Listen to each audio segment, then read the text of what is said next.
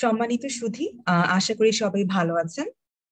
আমরা আজকে একত্রিত হয়েছি আমাদের একটি গুরুত্বপূর্ণ বিষয় নিয়ে আলাপ করবার জন্য। সাম্প্রতিক কালে আমাদের দেশে ডিজিটাল নিরাপত্তা নিয়ে বেশ আলাপ আলোচনা হচ্ছে। আম, আমাদের দেশে ইতিমধ্যে বেশ কিছু আইন প্রণীত হয়েছে, যেগুলো একই সাথে বলা হচ্ছে যে অধিকারকে যেরকম সংরক্ষিত করছে, আবার অন্যদিকে ডিজিটাল মাধ্যমকে নিরাপত্তা দেওয়ার নামে দেখা যাচ্ছে বিভিন্ন নাগরিক অধিকারের উপরে এগুলো হস্তক্ষেপ করছে। এরকম একটি পরিপ্রেক্ষিতে আমরা দেখতে পাচ্ছি যে ডিজিটাল প্ল্যাটফর্মের যে আরেকটি দিক, অর্থাৎ সামাজিক যোগাযোগ মাধ্যম, যেখানে মানুষজন নিজেদের মত বিনিময় করেন এবং বিভিন্ন ক্ষেত্রে আমরা দেখি যে সৃজনশীল বিভিন্ন বিষয় অর্থাৎ ক্রিয়েটিভ কন্টেন্ট যেখানে আমরা পাওয়া যায়, এইরকম ক্ষেত্রগুলোতেও আস্তে আস্তে এই নিয়ন্ত্রণগুলো চলে আসছে। অতি সম্প্রতি বাংলাদেশ টেলিকমিউনিকেশন রেগুলেটরি কমিশন একটি নীতিমালা প্রণয়ন করেছেন। এটি এই মুহূর্তে খসড়া অবস্থায় রয়েছে, অর্থাৎ এটি এখনো পর্যন্ত বলবৎ হয়নি। এই খসড়ার মূল উদ্দেশ্য হচ্ছে সামাজিক যোগাযোগ মাধ্যম এবং বিভিন্ন অনলাইন স্ট্রিমিং সার্ভিস, যাকে আমরা এখন ওটিটি প্ল্যাটফর্ম বলে থাকি, সেই ক্ষেত্রে কিভাবে আইনের কার্যক্রম পরিচালিত হবে এবং কোন কোন ক্ষেত্রে আইন আসলে এই সামাজিক যোগাযোগ মাধ্যম এবং ওটিটি প্ল্যাটফর্মগুলোকে নিয়ন্ত্রণ করতে পারবে। এই বিষয়ে যখন আমাদের আলাপ শুরু হয়েছে এবং খসড়াটি হাতে আসার পরে যখন এগুলোকে পর্যালোচনা করা হয়েছে, দেখা গেছে যে কিছু কিছু ক্ষেত্রে এগুলো বাংলাদেশে প্রচলিত বেশ কিছু আইনকে একইভাবে অ্যাড্রেস করছে, অর্থাৎ আমরা বেশ কিছু সাদৃশ্য খুঁজে পাচ্ছি। সঙ্গত কারণেই এই সাদৃশ্যের কারণে একটি প্রশ্ন ওঠে যে বাংলাদেশের মানুষের যে মৌলিক অধিকার এবং অন্যান্য সাংবিধানিক অধিকারের জায়গা রয়েছে, সেখানে এটার প্রভাব ঠিক কিভাবে পড়তে পারে, এবং পাশাপাশি এই ধরনের আইনের কারণে সামাজিক যোগাযোগ মাধ্যম এবং ওটিটি প্ল্যাটফর্মের যে নিজস্ব একটি স্বাধীনতার জায়গা আছে, ওখানেও কোনো রকমের খর্বতা আমরা দেখতে পারবো কিনা। এই বিষয়গুলো নিয়ে আজকে ইউথ পলিসি ফোরামের এই ওয়েবিনারটি আমরা আয়োজন করেছি। আমরা খুবই আনন্দিত যে আমাদের ওয়েবিনারে এমন বেশ কিছু মানুষ আজকে আলোচক হিসেবে সংযুক্ত হচ্ছেন, যারা কিনা এই খসড়া নীতিমালাতে খুব ঘনিষ্ঠভাবে কাজ করেছেন এবং এই মুহূর্তে তারা পর্যালোচনা করে যাচ্ছেন। আমি এখন আপনাদের পরিচয় করে দেব আমাদের আলোচকদের সাথে। তার আগে আমি নিজের পরিচয়টি দিয়ে নিই। আমার নাম অর্পিতা শামস মিজান। আমি ঢাকা বিশ্ববিদ্যালয়ের আইন বিভাগে শিক্ষকতা করি এবং সেই সাথে আমি ইউথ পলিসি ফোরামের সাথে অনেকদিন ধরে যুক্ত রয়েছি। এই মুহূর্তে আমি তাদের ল অ্যান্ড জাস্টিস ফেলো হিসেবে আছি। আজকে আমাদের আলোচক হিসেবে যারা আছেন তারা সকলেই আমাদের অত্যন্ত সুপরিচিত। তারপরে আমি আমাদের দর্শকদের সুবিধার্থে তাদের পরিচয় করে দিচ্ছি। We are very pleased to have with us Barrister Sara Hossain, যাকে আমরা সবাই খুব সম্মান এবং আদরের সাথে সারা আপা বলে ডাকি। ব্যারিস্টার সারা হোসেন আমাদের বাংলাদেশের সুপ্রিম কোর্টের একজন সিনিয়র আইনজীবী। সারা আপার আরেকটি পরিচয় হচ্ছে তিনি ব্লাস্ট অর্থাৎ Bangladesh legal aid and services ট্রাস্টের অনারারি এক্সিকিউটিভ ডিরেক্টর হিসেবে কর্মরত রয়েছেন। তার সুদীর্ঘ কর্মজীবনে barrister Sara Hossain gender justice, human rights সহ বিভিন্ন বিষয়ে, স্পেশালি রিট পিটিশন এবং পাবলিক ইন্টারেস্ট লিটিগেশনের মাধ্যমে আমাদের জুডিশিয়াল অ্যাক্টিভিজমের জায়গাটিকে অনেক বিস্তৃত করেছেন। আমাদের সাথে আজকে আরো রয়েছেন barrister Ahsan Bhuiyan. Barrister Ahsan Bhuiyan youth policy ফোরামের একজন ফেলো এবং সেই সাথে তিনি পরিবর্তন করি ফাউন্ডেশনের প্রতিষ্ঠাতা। একই সাথে ব্যারিস্টার আহসান বাংলাদেশের সুপ্রিম কোর্টের একজন আইনজীবী হিসেবে কর্মরত রয়েছেন। আমাদের আজকের তৃতীয় আলোচক হচ্ছেন ব্যারিস্টার শাহজেব মাহমুদ। ব্যারিস্টার শাহজেব মাহমুদ বর্তমানে সৈয়দ ইশতিয়াক আহমেদ অ্যান্ড অ্যাসোসিয়েটস এর একজন অ্যাসোসিয়েট হিসেবে আইন পেশায় রয়েছেন। এবং সর্বোপরি আজকে আমাদের সাথে রয়েছেন ব্যারিস্টার প্রিয়া আহসান চৌধুরী। ব্যারিস্টার আহসান চৌধুরী ঢাকার লোয়ার কোর্ট অর্থাৎ আমাদের প্রাইমারি কোর্টের একজন আইনজীবী হিসেবে কর্মরত রয়েছেন। সেই সাথে তিনি barrister Kamal Hossain and associates এর একজন অ্যাসোসিয়েটও বটে। তবে এই প্রতিটি পেশাগত পরিচয়কে ছাপিয়ে আজকে আরেকটি পরিচয় আমাদের সবার জন্য গুরুত্বপূর্ণ, সেটা হচ্ছে যে আমাদের আজকের এই চারজন আলোচকের প্রত্যেকেই কোনো না কোনো ভাবে আমাদের এই খসড়া নীতিমালাটির সাথে কাজ করেছেন, সেটি প্রস্তুতকালে এবং পরবর্তীতে যখন এটি পর্যালোচনা হচ্ছিল স্টেক হোল্ডারদের কাছে সেখানে। আমরা আজ আমাদের এই আলাপটাকে অতি লম্বায়িত না করে আমরা সরাসরি আমাদের আলোচনা এখন চলে যাচ্ছি। প্রথম প্রশ্নটা সারা আপার কাছে থাকবে, তবে তার আগে বোধহয় সারা আপা আমি অন্য একটি দিক দিয়ে শুরু করতে চাচ্ছি। সেটা হলো যে আমাদের দেশের যে আইন ব্যবস্থাটা রয়েছে, এই লিগাল সিস্টেমের একটা গুরুত্বপূর্ণ দিক হচ্ছে we have different names that are given to this legal instruments. তো আমার মনে হয় আপা আমাদের দর্শকদের জন্য বোধহয় এটা খুব জরুরি হবে এবং বুঝতে সুবিধা হবে যদি আমরা নীতিমালা এবং আইন এই দুটো জিনিসের মধ্যে আসলে কি পার্থক্য রয়েছে এটা দিয়ে শুরু করি। কারণ আইন যেভাবে প্রণীত হয়, নীতিমালার ভূমিকাটা আসলে একটু অন্যরকম হয়ে থাকে। কাজে এই দুটো কিভাবে পাশাপাশি কাজ করছে এটা দিয়ে যদি আজকে আমরা শুরু করতে পারতাম। ধন্যবাদ। অনেক ধন্যবাদ অর্পিতা। মানে আপনার প্রশ্নে যাওয়ার আগে একটা জিনিস উল্লেখ করা উচিত যে আমরা এখন মূলত আলাপ করতে চাচ্ছি ওই যে বিটিআরসি থেকে যে রেগুলেশন তৈরি হয়েছে সেটা নিয়ে। বিটিআরসি রেগুলেশন, এবং এটার নাম ইংরেজিতে, সেটা ইংরেজিতেই বলি, Bangladesh regulatory commission regulation of digital social media and over the top platforms 2021। এখন একটা ইন্টারেস্টিং দিক যে আমাদের বাংলাদেশের আইন অনুযায়ী আমাদের এখন সব আইনই আসলে বাংলায় তৈরি হওয়ার কথা। তারপরে এই রেগুলেশনটা unusually and I think pretty much exceptionally ইংরেজিতেই তৈরি করা হয়েছে, এবং আমরা অনেক খুঁজে কোনো বাংলা সংস্করণ খুঁজে পাচ্ছি না কোথাও। So it's quite interesting. একটা স্পেকুলেশন আমরা অনেকেই করেছি যে এটা অনেকটা আমাদের পার্শ্ববর্তী দেশের একটা রেগুলেশনের মতোই, আই মিন অলমোস্ট হুবহু। আমাদের আরো ইন্টারেস্টিং কিছু মানে এডিশন আছে যেটা বাংলাদেশের পক্ষ থেকে করা হয়েছে, but that could be one reason যে মানে কেন এটা ইংরেজিতে করা হয়েছে, যে ওখান থেকেই হয়তো নেওয়া হলো।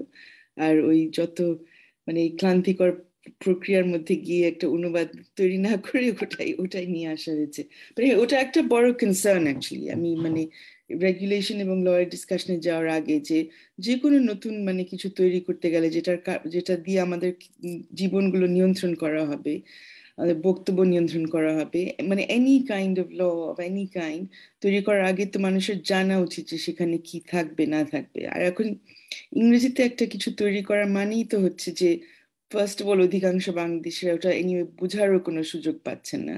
তারপরে অন্যান্য ইস্যু যে এই রেগুলেশন কিভাবে এসছে এবং এখন কতদূর এটা নিয়ে আলোচনা হয়েছে বা জনসমক্ষে এটা নিয়ে আসার কি কি উদ্যোগ নেওয়া হয়েছে। আপনার প্রশ্নে যদি আসি যে আইন অ্যান্ড রেগুলেশন, মানে আইন তৈরি করার নানান প্রক্রিয়া আছে যেটাতে আমরা সবাই অভ্যস্ত যে সংসদের মাধ্যমে যে কোনো আইন তৈরি করতে হয়। আমাদের সর্বোচ্চ আইন সংবিধান, সেটার পরবর্তীতে সংসদে তৈরি করা আইন, এবং পাশাপাশি সংসদে পাশ না হলেও আমাদের আদালত থেকেও কিন্তু আইন তৈরি হতে পারে। আমাদের উচ্চতর আদালতের, সুপ্রিম কোর্টের অ্যাপেলেট ডিভিশন অথবা হাইকোর্ট ডিভিশনের যে কোনো রায় সবার জন্যই প্রযোজ্য, এবং সেটাও কিন্তু সংবিধান অনুযায়ী সেটাও একটি আইন। এখন আমরা আজকে সংসদে তৈরি করা আইন অথবা ডিরেক্টলি কোর্টে তৈরি করা আইনের কথা বলছি না। এখানে একটা রেগুলেশন তৈরি করা হয়েছে, একটা নীতিমালা থ্রু একটা স্ট্যাচুটরি বডি, একটা মিনিস্ট্রিও না, বাট সেটার সূত্রপাত ইজ কোয়াইট ইন্টারেস্টিং। এটা একটা মিক্সড,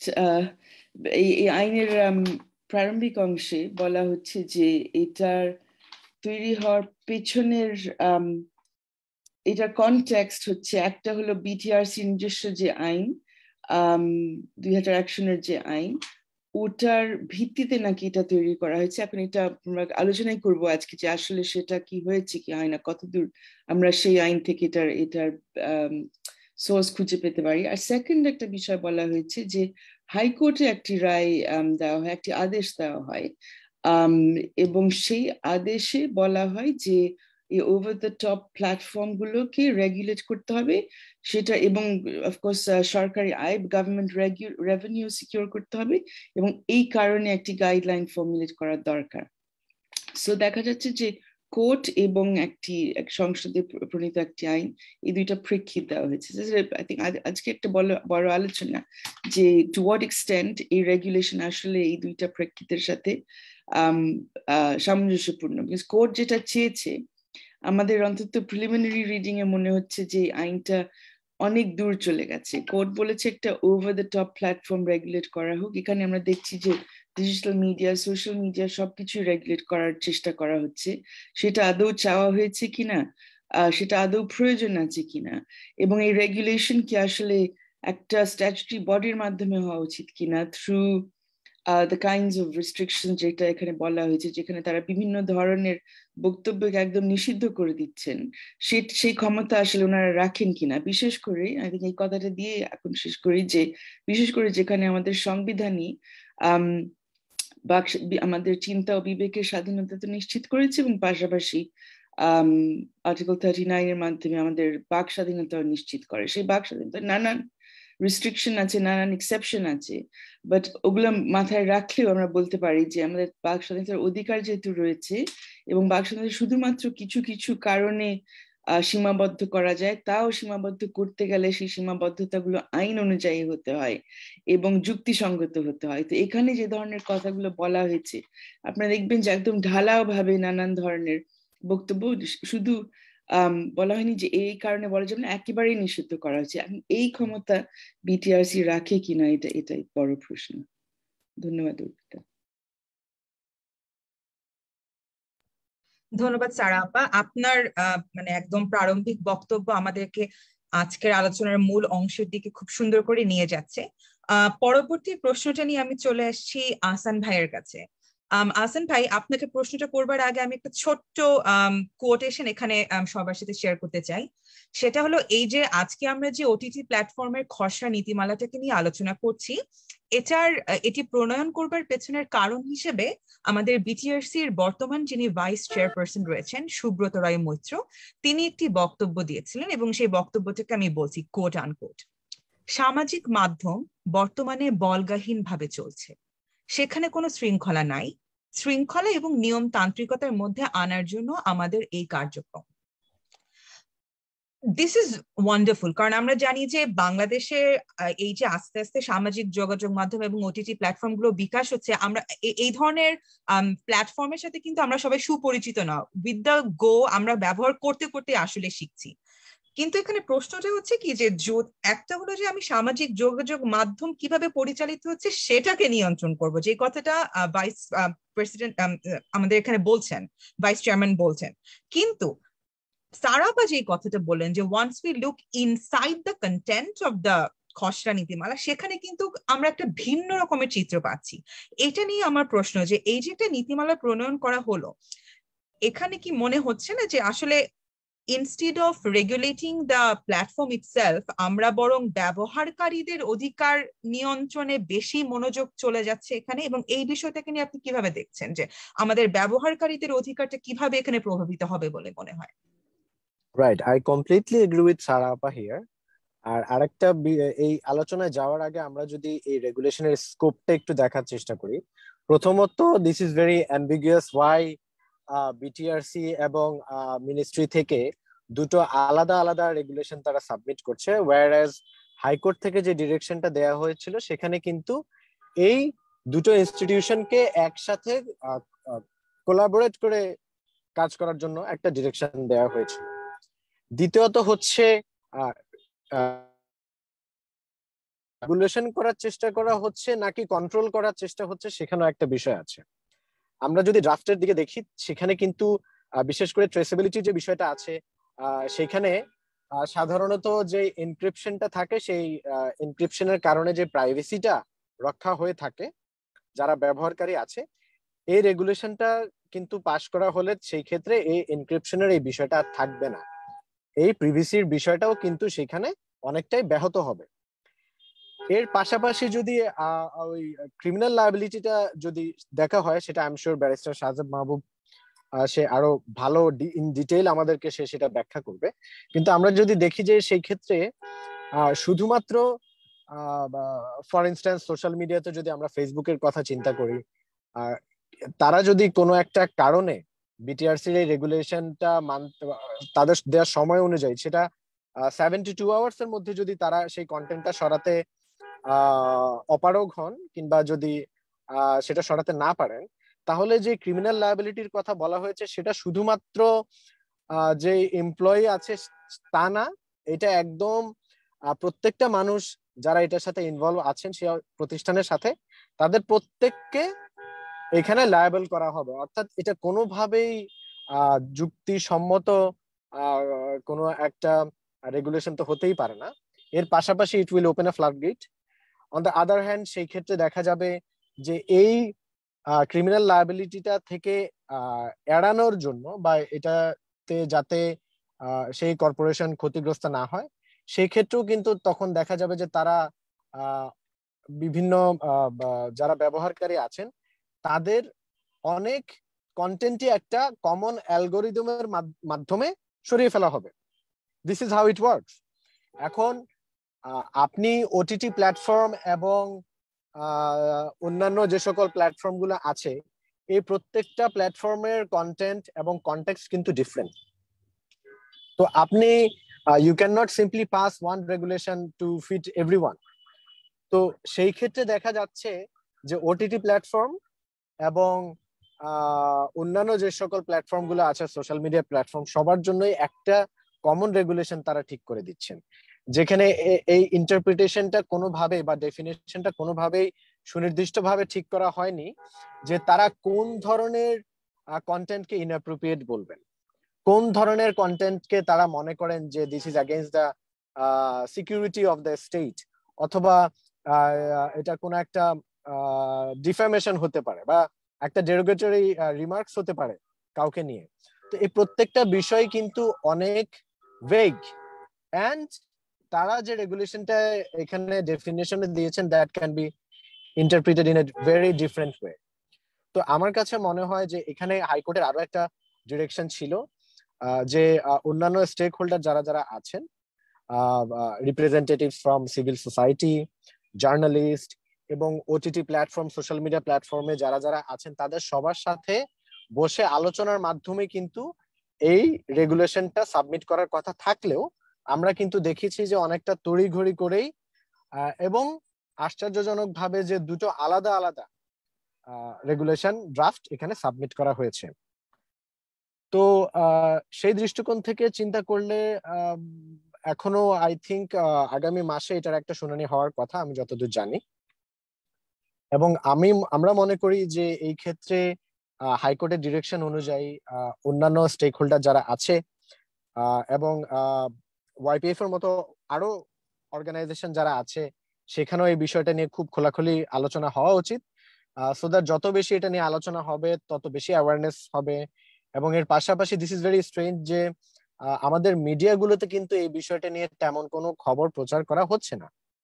বিশেষ করে আমরা প্রিন্ট এবং ইলেকট্রনিক মিডিয়াকে কিন্তু এখানে একটা খুবই নীরব ভূমিকা পালন করতে দেখছি, যেটাও খুবই শঙ্কার কারণ। কারণ আমরা কিন্তু এর আগে দেখেছি যে আমাদের ডিজিটাল সিকিউরিটি অ্যাক্টের ক্ষেত্রেও পরবর্তীতে এটার কনসিকুয়েন্সটা কি হয়েছে।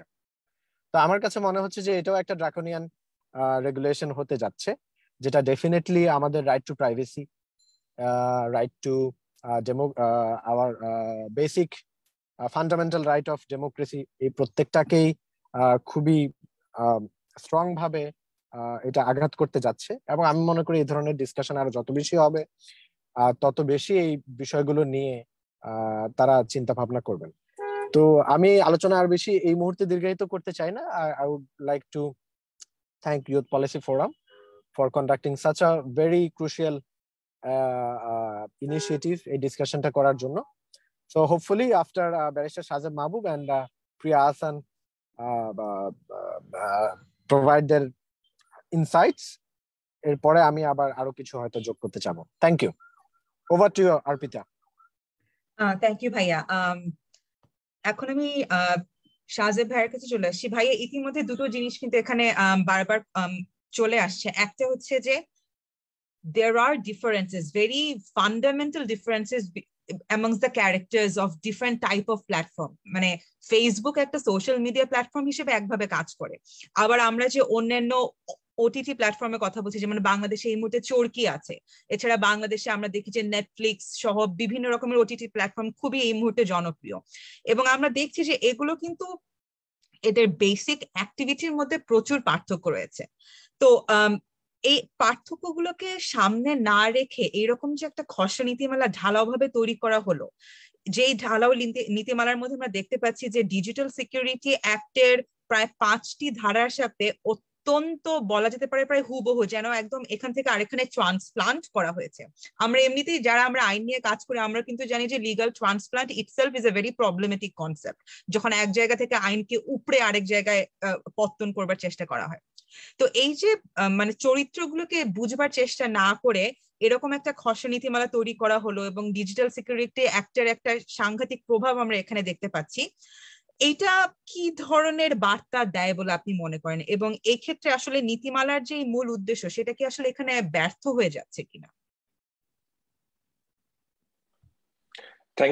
Thank you very much for such a great question. I think আপনি যেটা সারা আপু initially বলেছে, that there is a striking similarity with the Indian law, and if we go with that hypothesis যে এটা actually India থেকেই নেওয়া হয়েছে, arrogate করা হয়েছে, that is slightly concerning if that is indeed the case, simply because when the rules was passed in India back in February of 2021, I believe certain policy, political, practical consideration were taken into account by the Indian authorities. ওদেরও কিছু একটা framework আছে, একটা legal underlying legal framework আছে যেটার বেসিসে এই রুলটা করা হয়েছে। And if we did in fact copy this from the Indian rules, then none of those policy practical considerations were probably taken into account, were reviewed, were examined. বা আপনার underlying লেজিসলেশনে কি কি প্রোটেকশন আছে, কি কি ফ্রেমওয়ার্ক আছে, এটাও হয়তো বা করা হয়নি। Just to explain this point আমি আপনাকে এক্সাম্পল দিই একটা। The 2000 Act of the Information Technology Act of 2000, the one that Indian Parliament passed, has one of the oldest safe harbor provision outside of the US. What is a safe harbor provision? ধরেন intermediaries যারা ধরেন user generated contents host করে, let's take YouTube as an example, যে আমি আপনি চাইলে আজকে ইউটিউবে একটা content post করতে পারি, that's a user generated content. Now, without a safe harbor provision, the authorities can directly go to YouTube and say যে আপনারা এই পোস্টের জন্য liable. Safe harbor protection protects these intermediaries from liabilities, and that is very important. Why is it important? It is important because it also ensures that over moderation হয় না, যে একটা প্ল্যাটফর্মে ওভার মডারেশন হচ্ছে না কেন, সো দ্যাট দ্য প্ল্যাটফর্মস নিজেদেরকে protect করার জন্য প্রিএমটিভলি মডারেট করছে না। So that has a direct implication on free speech, fundamental right two free speech. আমি আমার freedom exercise করার জন্য it is important that even the intermediaries have certain degree of protection. Now in India, the primary legislation under which this rules was formulated has this protection. But আপনি যখন এই policy ওদের রুলসটাকে যদি আপনি বাংলাদেশে নিয়ে আসেন without accounting for that protection, for example, you're not affording the same level of protection as the Indian rule is, because Indian rule বা Indian framework এ আপনার ওই প্রোটেকশনটা আছে যেটা বাংলাদেশি ফ্রেমওয়ার্কে নাই। কারণ বাংলাদেশে effectively এটা যদি রেগুলেশনটা পাস করা হয়, অফিশিয়াল গেজেটে যায়, then this will be done under the 2001 Act, Bangladesh Telecommunication Regulation Act. In the 2001 Act, there is no safe harbor provision, and that act caters to legacy telecommunication service. ওটার মধ্যে আমরা online কন্টেন্টকেও ঢুকানোর চেষ্টা করছি, whether or not that is warranted, that's justifiable, that's acceptable, that's constitutional is a separate question. I'm not going to delve into those, but the fact of the matter is this is being done. The second issue is that when you do such a cut and paste job, it also falls into account for the practical scenario in the country in which this is being done. So আপনি যদি দেখেন যে traceability যে provisionটা আছে, যেটা Hasan Bhaiya has quite succinctly but rightly pointed out is a problematic provision. This is being challenged in India, not in just one court, in several courts throughout the country. Certain challenges are with respect to specific provision, others are challenging the whole rules. But the bottom line is this traceability the provision is being challenged in India.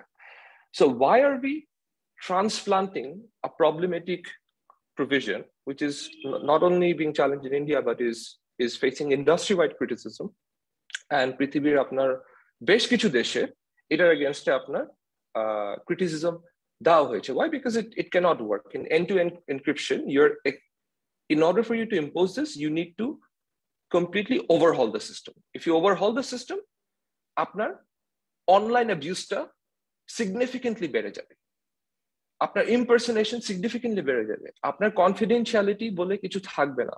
A patient cannot talk to a doctor, a client cannot talk to a lawyer, communication channel-টা compromise হয়ে যাবে.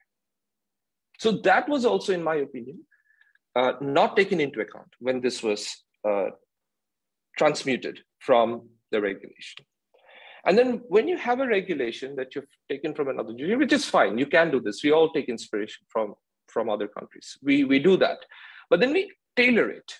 We curate it to address specific problems, which in this case, it wasn't done. On the contrary, when it sits in a regulation, in a legal framework that holds the company responsible, sure, but also holds their employees, representatives, agents, all of them responsible in equal terms. And what appears to me as reversing the presumption of innocence, যে আপনার যদি আপনি section 76 এ যে দেখেন, যে ওখানে বলছে that a representative, a director, an employee will be deemed to have committed an offense unless they're able to prove that they did not have the requisite knowledge or that they have taken all reasonable steps or all relevant steps to prevent the commission of the offense. If that's the case, you're effectively reversing the burden of proof. You're effectively reversing the presumption of innocence. যে আপনার proof করতে হবে যে আপনি actually innocent. You're not guilty, right? And that creates a big problem when you especially consider criminal liability regime. যেটা আপনার specifically clause 10 and 13, if I'm not mistaken, বলা আছে যে they can penalize under section 66A of the 2001 Act, they can penalize you up to a maximum of 300 crore. That's nearly 35 million US dollars. And or fine up to 5 years. Now, imagine this being the scenario for companies who are not here in Bangladesh. They have to enter a market register here in order to provide services. Imagine this is the regime that is being presented to them. If we had taken inspiration from other jurisdictions, we should have looked into a few more jurisdictions. We should have seen how others are dealing with this, what the international standards and practices are. There are very clear international framework on content moderation. There are Manila principles, Santa Clara principles. We should have looked beyond the immediate obvious. যে এটা ইন্ডিয়ায় হয়েছে বা অন্য দেশে হয়েছে, এটার বাইরে যে আমাদের কিছু দেখা উচিত ছিল. And when finally, my final point is when you take all of that and then you impose it on a set of services that are technically, functionally, operationally different. Think about curated content providers like Netflix, like Hoitui, like any number of service providers we have out there. And then you compare them with uncurated service provider or intermediaries who do not exercise active curatorial or editorial function. And আপনি যদি দুজনকে একইভাবে regulate করার চেষ্টা করেন, that will be explosive. You can't do it. You can't have that. আপনার, for example, Netflix এর জন্য content classification is appropriate, but content descriptor is appropriate. This contains sexual violence, substance abuse scenarios, but that same standard cannot be applied for a social media intermediary or video sharing intermediary. You cannot apply the same thing in TikTok, in YouTube, to a large extent. So to fail to account for those technical differences, operational differences, functional difference between the services really would really make it difficult to enforce this regulation on the services uniformly. And then you add two different framework to the mix. আপনি একদিক থেকে regulation, আরেক দিক থেকে policy-টাকে add করেন. And then you have a hodgepodge patchwork regulation that really doesn't make sense. Forget the lay people. It doesn't make sense to the experts. And on that note, I would like to finish. Thank you very much. ধন্যবাদ শাহজাদ ভাই. It was very enlightening. অনেক নতুন প্রশ্ন আপনার কথা শুনতে শুনতে আমাদের মাথায় চলে আসছে. আপনার প্রশ্নের সাথে সংযুক্ত করে আমি পরবর্তী প্রশ্নটা প্রিয়া আপার কাছে নিয়ে আসছি. প্রিয়া আপু, এই মাত্র শাহজাদ ভাই যে কথাটা দিয়ে শেষ করলেন যে আমাদের এক একটা প্ল্যাটফর্মের এক এক রকমের রেগুলেটরি স্টাইল আছে। এখানে দুটো প্রশ্ন চলে আসছে কিন্তু, প্রথমত যে যেগুলো কিউরেটেড কন্টেন্ট থাকবে যেসব প্ল্যাটফর্মে, যেমন নেটফ্লিক্স, হইচই, এখানে ডেফিনেটলি একটা জিনিস অলরেডি তৈরি করা আছে এবং সেটা আমরা ওভাবে ব্যাখ্যা করতে পারি। কিন্তু এই ঢালাও যে বর্ণনা, এর মধ্যে আমরা ফেসবুককে যদি নিয়ে আসি, এখানে দেখা যাচ্ছে যে ফেসবুকে তো মানুষ নিজের মনের ভাব নিজের ইচ্ছে মতো প্রকাশ করছে, এবং দেখা যাচ্ছে যে ফেসবুকে কিন্তু অনেক এরকম পেজ তৈরি হচ্ছে, গ্রুপ তৈরি হচ্ছে, যেটার একমাত্র উদ্দেশ্য হচ্ছে মানুষের লেখার চর্চাটাকে তৈরি করা। নিজেদের মনের মতো তারা ছোট গল্প লিখছেন, সিরিজ লিখছেন, বিভিন্ন কন্টেন্ট তৈরি করছেন, এবং দেখা যাচ্ছে যে ওই কন্টেন্ট গুলো যেহেতু মানে এগুলো সাধারণ মানুষের তৈরি করা, অর্থাৎ কোনো পেশাজীবী কোনো লেখকের, এই ধরনের কোনো লেখকের লেখা তৈরি না, ওখানে কোনো স্ট্যান্ডার্ড কিন্তু ওরকম করে মেনটেন করা হচ্ছে না। অর্থাৎ যখন নেটফ্লিক্সে আমি একটা ছবি দিচ্ছি এবং ওখানে সেক্সুয়াল ভায়োলেন্স আছে, আমি কিন্তু ওখানে লিখে দিতে বাধ্য যে there must be a warning sign there. কিন্তু যখন আমি ফেসবুকে দেখছি যে একজন মানুষ একটা গল্প লিখলেন, যে গল্পের মধ্যে কথা হচ্ছে পেট্রিয়ার্কিকে প্রমোট করা, কিন্তু আমার তো ওখানে এরকম কোনো স্ট্যান্ডার্ড নেই। আমার মনে হলো যে আসলে পেট্রিয়ার্কিকে প্রমোট করা উচিত, এইভাবেই সমাজটা চলা উচিত, এরকম করে একটা গল্প লিখলাম এবং সেই গল্পটা হাজার হাজার বার শেয়ার হচ্ছে। এখানে আপনি কোনো রেগুলেশন রাখতে পারছেন না। অথচ আমাদের এই খসড়া নীতিমালায় বলে দেওয়া হচ্ছে যে এই ধরনের ইন্টারমিডিয়ারি, অর্থাৎ ফেসবুকের মতো বিভিন্ন মাধ্যমে there must be a compliance officer, এবং এই কমপ্লায়েন্স অফিসার এবার দুই রকমের, একজন হচ্ছে রেসিডেন্ট কমপ্লেইন্ট অফিসার, একজন হচ্ছে কমপ্লায়েন্স অফিসার, এবং এর পাশাপাশি রয়েছে এজেন্ট। এখন আমরা যারা ব্যবহার করি ফেসবুক, আমরা আমাদের অভিজ্ঞতায় দেখেছি যে দ্য কনটেক্সট ম্যাটার্স আ লট। বাংলাদেশে বসে আমার সামাজিক প্রেক্ষাপটে যে জিনিসটাকে আমার কাছে মনে হতে পারে অফেন্সিভ, সেই জিনিসটা হয়তো ইউএসএ তে অফেন্সিভ না, সেটা হয়তো সিঙ্গাপুর অফেন্সিভ না। এবং প্রচুর এরকম দেখা যায় যে we report a post on Facebook, এবং 3 ঘন্টা পরে ওইটা রিভিউ হয়ে আমাদেরকে জানানো হয় যে Facebook doesn't think that this is objectionable, so তোমার রিপোর্টটা আমরা আসলে উইথড্র করে ফেলছি। তো এই ক্ষেত্রে আপনার আসলে কি মনে হয় যে এই যে একটা খসড়া নীতিমালা, এটার মাধ্যমে আদৌ কি কোনো ব্যবস্থা নেওয়া সম্ভব? আদৌ কি এখানে কোনো রকমের রেগুলেশন বা স্ট্যান্ডার্ড নিশ্চিত করা সম্ভব? ধন্যবাদ অর্পিতা আপা। সো প্রথমে যেটা আমার মনে হয় যে কমপ্লেইন্ট মেকানিজমটা খুব flood. Obviously we need these things at this day and age because অনেক রকম harassment হয়, sexual harassment হয়, non-consensual photo sharing হয়, তারপরে photo morphing হয়, all that. So we need a mechanism. Having said that, এখানে যে mechanism দেয়া ওইটা কিন্তু misuse হওয়ার অনেক potential রাখে। যেমন এখানে বলা আছে an intermediary must visibly publish the mechanism through which a user or a victim may make a complaint against violation of this rule or any other matter pertaining to computer resources. So first thing is বলছে user or victim. So এটার আর কনসেন্টের কোনো ব্যাপার নাই যে consent নিয়ে বলতে পারবে। তো তার মানে যার ছবি বা যার পোস্ট যেটাই অন্য কারো আপত্তিজনক লাগছে সে কিন্তু কমপ্লেইন করে দিতে পারবে, আর সেটার অনুযায়ী ইন্টারমিডিয়ারি একটা অ্যাকশন নিয়ে নিতে পারবে এবং সরিয়ে দিতে পারবে। আবার এটাও বলা নেই যে কোনো স্ট্যান্ডার্ড মেকানিজম যেটা ইন্টারমিডিয়ারিরা ফলো করবে ইন ডিসাইডিং যে কিভাবে ওরা ওই কমপ্লেইনটাকে অ্যাকসেপ্ট করবে এবং সেভাবে ওরা সরিয়ে দিবে সেটা। সো এটা কনসেন্টের ব্যাপারটা না থাকায় এটা আমার মনে হয় অনেক প্রবলেম্যাটিক। আর সেকেন্ডলি যেটা হচ্ছে যে এখানে বলা আছে যে ইন দিস রুল, মানে এই রুলে যেসব জিনিস মেনশন করা আছে শব্দ, ওগুলোর যদি ভায়োলেশন হয় তাহলে কমপ্লেইন করতে পারবে।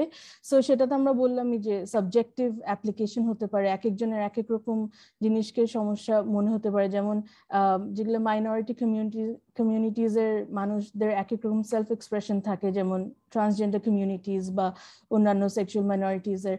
বা আরেকটা হতে পারে যদি অ্যাওয়ারনেস রেজিং ক্যাম্পেইনস থাকে না, যেখানে অনেক রকম সেক্সুয়াল বা রিপ্রোডাক্টিভ হেলথ রাইটস নিয়ে যারা ক্যাম্পেইন করছেন, ওনাদের কোনো কিছু আরেকজনের আপত্তিজনক লাগলে তারা কমপ্লেইন করে দিতে পারবে। আর এখন আগেন ইন্টারমিডিয়েট যেহেতু বলা নেই যে ওরা কিভাবে জাজ করবে সরানোর আগে, সো ওরা যে কোনো কিছু সরিয়ে দিতে পারে। সো ওইটা অনেক বেশি ফ্রিডম অফ এক্সপ্রেশনকে ভায়োলেট করার সম্ভাবনা রাখে। আরেকটা যেটা যে সেকেন্ড পার্টটা রয়েছে যে any other matter pertaining to computer resources, তো ওইটা কিন্তু অনেক ব্রড হয়ে যাচ্ছে। সো মানে এই রুলের আন্ডারে যদি কোনো সমস্যা থেকে থাকে কারো আর কমপ্লেইন করে, সেটা হয়তো বা খুব তাড়াতাড়ি করে ইন্টারমিডিয়েট সরিয়ে দিতে হবে, যেটা any other matter pertaining to computer resources এর ব্যাপারে হতে হবে না। কিন্তু সেটার সেই ক্ষেত্রেও কিন্তু কেউ যদি কমপ্লেইন করে থাকে তখন ইন্টারমিডিয়েটদের ওইটাকে আমলে নিয়ে এন্ড দেন ওইটার একটা অ্যাকশন নিতে হবে। এখন কি ধরনের অ্যাকশন ওরা নিতে পারে ওইটাও আবার ক্লিয়ারলি বলা নাই। সো এখানে আমার মনে হয় যে আলটিমেটলি মানে মিসইউজ হওয়ার চান্সেস অনেক বেশি। আর যদি এটা কার্যকর হয় রেগুলেশনটা, এরকম একটা দুইটা মিসইউজ যদি অ্যাকচুয়ালি হয়ে থাকে, তখন নর্মাল মানুষ কিন্তু সেলফ সেন্সরশিপ করতে থাকবে, কারণ সবাই বসে বসে বিশ্লেষণ করবে না যে এই লটার মানে কি, এটার মিনিং কি, যেটা আমরা বসে বসে করছি।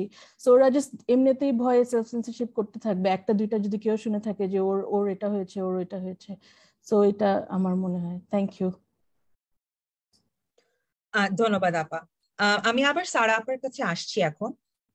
সারা আপা, এই যে সেলফ সেন্সরশিপের কথাটা শুরু হচ্ছে এবং যেখান থেকে আসলে আমাদের সবার মনে একটা ভয় ঢুকে যেতে পারে, আমাদের এই খসড়া নীতিমালায় একটা স্পেসিফিক মানে খুব স্পেসিফিক্যালি বলা আছে যে ডিজিটাল মাধ্যমে যে বিষয়গুলো প্রচার বা প্রকাশ করা নিষিদ্ধ, এমন কোনো বিষয় প্রকাশ বা প্রচার হয়ে গেলে আমাদের বিটিআরসি কিন্তু সেটা বন্ধ করে দিতে পারে বা ব্লক করে দিতে পারে, অথবা সরাসরি মানে কন্টেন্টটা সরিয়ে দিতে পারে।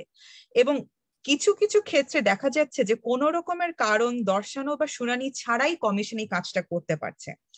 এই যে একটা আনফেটার্ড পাওয়ার তাদের হাতে দিয়ে দেওয়া হলো, এই স্বাধীনতাটা আমাদের শুধুমাত্র মত প্রকাশ না, বরং আমাদের তথ্য প্রকাশের ক্ষেত্রে স্বচ্ছতা এবং জবাবদিহিতা কিভাবে নিশ্চিত করবে?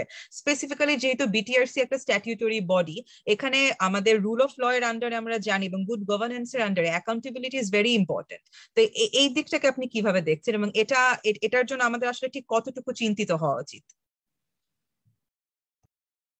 থ্যাংকস অর্পিতা। ব্লকিং কি কি মানে কারণে করা যাবে সেটা যদি বলি, যে ল্যাঙ্গুয়েজটা যদি দেখেন, আবার এখানে 10 ধারায় যেগুলো আছে, যে বিটিআরসি ব্লক করতে পারবে ও সরাতে পারবে যে কোনো content which threatens the sovereignty, integrity or security of Bangladesh, international relations, public order, or causes incitement of any offense, cognizable offense, or prevents investigation of any offense, or is insulting to any other nation, or creates enmity, hatred, or hostility amongst different class communities, or destroys communal, etc., etc. Just একটা উদাহরণ যদি দিই, আমরা এই মুহূর্তে পৃথিবীতে যে পরিস্থিতি দেখছি, ইউক্রেনের উপরে যে আগ্রাসন হয়েছে, সিভিলিয়ানদেরকে সেখানে মারা হচ্ছে in acts that are already being considered to be required to be investigated as possible war crimes. Bangladesh is a country which has a commitment to the investigation of war crimes and justice for victims, not only in Bangladesh but globally, where 3 days ago the prosecutor of the International Criminal Court visited Bangladesh. সেই বাংলাদেশে আমরা এখন যদি এই আগ্রাসনকে condemn করার চেষ্টা করি, যেটা অনেকে করছেন at the moment, online and offline, technically speaking, they are violating Section 10, because Bangladesh has friendly relations with the aggressor country, with Russia. Bangladesh has abstained, disgracefully, if I might add, on the resolution just taken by the United Nations General Assembly condemning this aggression. But making this comment on this program right now, if this regulation were enforced, would potentially be actually expressing prohibited content, right? Which would need to be then blocked, and this YPF seminar would then need to be removed. So I'm just saying this is the absurdity.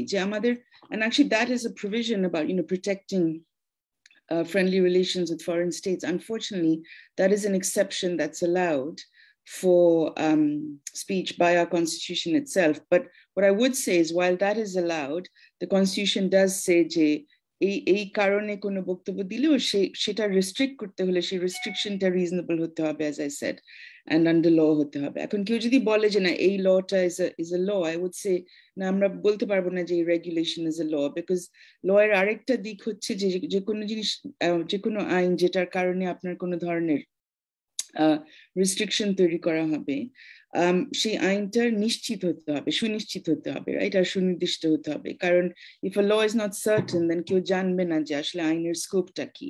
তাহলে আমি আসলে আইনসম্মত কাজ করব নাকি আইন বহির্ভূত কাজ করব সেটা আমাদের যে কারোর পক্ষে বোঝা সম্ভব হবে না। So I would say this law is so vague and so general যে এটাকে you can't really consider it a law. and আমাদের কিছু মানে প্রেসিডেন্ট আছে যে এর আগেও অনেক আগে আই থিঙ্ক আমাদের একটা আইন ছিল জননিরাপত্তা আইন নামে, সেটাকে চ্যালেঞ্জই করা হয়েছিল এই গ্রাউন্ডে যে lots of provisions of the জননিরাপত্তা আইন were considered to be uncertain, vague and overbroad and so on. এবং এই গ্রাউন্ডে এখন আসলে ডিজিটাল নিরাপত্তা আইনের উপরে একটা চ্যালেঞ্জ এই মুহূর্তে কোর্টে আছে শুনানির অপেক্ষাধীন। সো আই থিঙ্ক এটা একটা ইস্যু যে এই ধরনের প্রভিশনস গুলো খুব ভেগ এন্ড জেনারেল আর খুবই আনরিজনেবল। And একটা বড় প্রশ্ন যে আসলে মানে বাংলাদেশের reality may be what it is, but আমাদের অফিসিয়াল পজিশন হচ্ছে we're a democratic society and state. If we are officially a democratic society and state, we have to have space for democratic discussion and debate around these issues, right? Not shut them down. কিন্তু এখানে যে ক্ষমতা দেওয়া হচ্ছে, আমি just একটা উদাহরণই দিলাম, কিন্তু এখানে অনেকগুলো গ্রাউন্ড আছে যে এই যে ধরেন preventing investigation of any offense, কিভাবে কে বুঝবে কোন offense, how is it being prevented, how do you decide what, you know, it's just giving, I mean, blanket powers মনে হচ্ছে BTRC এর কাছে আমরা দিয়ে দিচ্ছি in a context যেখানে আমরা জানি যে there is not actually very much democratic space for discussion anyway. এবং অনেক সময় কোনো অধিকার প্রয়োগ করতে গেলে সেখানে contested discussion প্রয়োজন হয়, critical discussion প্রয়োজন হয়, এটা পাবলিক ইনস্টিটিউশন না হলে এরকম স্পেসে প্রয়োজন হয়। সো এই ধরনের ব্লকিং হয়ে গেলে আমরা দেখবো যে অনেক কিছু আমরা আসলে আর জানতে পারছি না বা বলতে পারছি না। সো আই থিঙ্ক ওই জিনিসগুলো অনেক অনেক বড় কনসার্ন। ধন্যবাদ আপা। আসলে তো এই প্ল্যাটফর্ম গুলো তৈরি হচ্ছে এখানে যাতে আমাদের কথা বলবার পরিসরটা বিস্তৃত হয়। এই ধরনের যখন লিমিটেশন চলে আসে তখন ইট ফ্রাস্ট্রেটস দ্য বেসিক পারপাস। এই বিষয়টা নিয়ে শাহজেব ভাই আপনার কাছে আমি একটু আসছি। আমরা বুঝতে পারছি যে আমাদের যে মৌলিক অধিকারের জায়গাগুলো আছে, গণতান্ত্রিক অধিকারের জায়গাগুলো আছে, সেখানে সংকুচিত হয়ে যাবার যথেষ্ট উদ্বেগ তৈরি হচ্ছে। এর পাশাপাশি আমি আরেকটা দিক থেকে আসলে আপনাকে প্রশ্নটা করতে চাচ্ছি। সমাজতত্ত্বের একটা স্পেসিফিক থিওরি আছে ভাইয়া, যেটাকে বলা হয় যে the theory of spiral silence. It's called the spiral of silencing, which means যে দেখা গেছে যে আমাদের বাস্তব পৃথিবীতে অর্থাৎ নন ভার্চুয়াল পৃথিবীতে যে সমাজটা রয়েছে সেখানে ক্ষমতার নানা রকমের স্তর রয়েছে, এবং যারা তথাকথিত দুর্বল জনগোষ্ঠী দেখা যায় যে তারা বিভিন্ন তাদের সাথে হয়ে যায় অন্যায়ের ক্ষেত্রে সোচ্চার হতে পারেন না, কারণ তারা ভয় পান যে আমার হাতে তো আসলে ক্ষমতা নেই। এই কথাটা যেমন আমরা বলতে পারি, একটা খুব সহজ উদাহরণ হতে পারে যে বাংলাদেশে এই মানে কি পরিমাণের যৌন সহিংসতা হচ্ছে, দেখা যাচ্ছে যে বাস্তব ক্ষেত্রে একজন নারী বা যৌন সহিংসতার শিকার হওয়া পুরুষ বা ট্রান্স পার্সন যে কেউ অত সহজে হয়তো সোচ্চার হতে পারছেন না। এখন ধারণা করা হয়েছিল শুরুর দিকে যে digital platform will help this people to speak up, কিন্তু পরবর্তী ক্ষেত্রে গবেষণায় দেখা গেছে যে this spiral of silencing actually equally applies to digital platforms. So আমরা পথে ঘাটে যখন যৌন সহিংসতার শিকার হই সেটা নিয়ে যেরকম আমরা কথা বলতে ভয় পাই, একইভাবে ডিজিটাল প্ল্যাটফর্মে যখন আমরা যৌন সহিংসতার শিকার হচ্ছি সেখানে আমরা কথা বলতে ভয় পাচ্ছি। এবং এই উদাহরণটা can be stretch to other areas of rights violation, other areas of denial and other areas of censorship. এইটা নিয়ে আপনার কাছে জানতে চাচ্ছিলাম যে এই যে একটা চিলিং এফেক্ট তৈরি হচ্ছে, এবং আমি যদি আরেকটা ঘটনাকে এটার সাথে লিঙ্ক করি, আমি 8ই ফেব্রুয়ারি ডেইলি স্টারের খবরের বরাতে বলছি। ডেইলি স্টারে প্রকাশিত একটি খবরে বলা হয়েছে যে আমাদের মাননীয় তথ্যমন্ত্রী জানিয়েছেন সংবাদ প্রকাশের ক্ষেত্রে প্রিন্ট ভার্সনে যে কন্টেন্ট গুলো আসবে সেগুলোই কেবলমাত্র অনলাইনে আসতে পারবে, অর্থাৎ প্রিন্টে ছাপা হয়নি এমন কোনো বাড়তি খবর আমরা অনলাইন কন্টেন্টে দেখতে পারবো না। এই পুরো চিত্রটাকে যদি আমরা একসাথে দেখি তাহলে আমরা দেখতে পাচ্ছি যে তথ্য প্রকাশ এবং প্রচারের ক্ষেত্রে সাংঘাতিক একটা সংকোচন এখানে শুরু হচ্ছে। এই দৃষ্টিভঙ্গি থেকে আমি আপনার কাছে জানতে চাচ্ছি যে এই যে একটা ভেগনেস তৈরি হয়েছে প্রথমত, যে হোয়াট কাইন্ড অফ মানে কি কি করা যাবে না, what does it mean when you say যে ধর্মীয় অনুভূতিতে আঘাত। কারণ আমি যদি এখানে একদম if I play the devil's advocate and if I being very blunt, এই পর্যন্ত ডিজিটাল সিকিউরিটি অ্যাক্টের আন্ডারে যে মামলাগুলো হচ্ছে অধিকাংশই কিন্তু বাংলাদেশের সংখ্যাগরিষ্ঠ মুসলিমরা করছেন। আর যারা সংখ্যালঘু, যেমন আমি ঢাকা বিশ্ববিদ্যালয়ের শিক্ষক, এবং আমি বলতে পারি যে সরস্বতী পূজার উদযাপনটা আমাদের জন্য অনেক বড় একটা বিষয় ঢাকা বিশ্ববিদ্যালয়ে, কিন্তু সরস্বতী পুজোকে কেন্দ্র করে যেই ধরনের মন্তব্য আমরা সামাজিক যোগাযোগ মাধ্যমে দেখি, very viral and very degrading comments, আমরা কিন্তু দেখি না যে সংখ্যালঘু সম্প্রদায়ের মানুষরা এতে মানে মর্মাহত হয়ে কোনো মামলা করতে পারছেন। এই যে একটা স্পাইরাল অফ সাইলেন্সিং চলছে, আমাদের এই বিটিআরসি রেগুলেশন আমার কাছে আপাতত এই মুহূর্তের আলোচনায় মনে হচ্ছে যে এটাকে আরো বলবৎ করবে, অর্থাৎ এই চুপ থাকাকে আরো বেশি মানে জোরদার করবে। এই ক্ষেত্রে মানে আমরা কি করতে পারি বলে আপনার মনে হয়? What, as an expert, how would you reroute the discussion? কি করলে আসলে একটা ফলপ্রসূ খসড়া তৈরি হতে পারে instead of what we have right now? Thanks, that's a great question. Sorry, Sarapa? Sorry, go ahead, Shazib. I guess that was a question for me, right? Yes, okay. So I think what we are seeing here is a culture of intolerance, and this culture of intolerance has been formatting for more than a few years. If we take a step back, we'll see that this is a legacy that we have sort of developed over the last decade and a half. 2006 সালে আপনার যে ICT section 57টা করা হয়েছে was used predominantly to muzzle free speech. যদিও এটা কিছু আপনার constitutional challenges writ jurisdiction এ করা হয়েছিল, it did not succeed on technical grounds, but the bottom line is it's a legacy that started there.